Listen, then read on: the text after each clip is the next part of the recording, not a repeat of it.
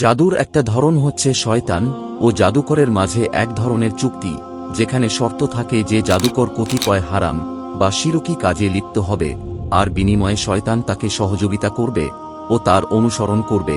শয়তানের নিকটবর্তী হওয়ার জন্য জাদুকরেরা ঘৃণ্য কিছু উপায় অবলম্বন করে, যেমন কুরআনের আয়াত উল্টো করে লেখা, কুরআন পায়ের নিচে দলিত করে টয়লেটে নিয়ে যাওয়া, বা নোংরা কিছু দিয়ে কুরআনের আয়াত লেখা, সর্বদা নাপাক থাকা, বা বিনা অজুতে নামাজ পড়া।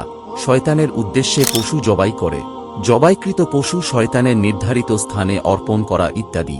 এসব কুফরি পদ্ধতিতে জাদুকরেরা শয়তান জিনদের খুশি করে এবং তাদের মাধ্যমে অন্যদের ওপর জাদু করে, যাকে আধুনিক ভাষায় বলে ব্ল্যাক ম্যাজিক। এই জাদুর মাধ্যমে অনেকেই বড় ধরনের ক্ষতি হচ্ছেন, এমনকি অনেক মানুষ মারাও যাচ্ছে। আর এই ব্ল্যাক ম্যাজিক থেকে আল্লাহ আমাদের বাঁচারও উপায় দিয়েছে। আপনারা জানতে চাইলে আমরা অবশ্যই ভিডিও বানাবো।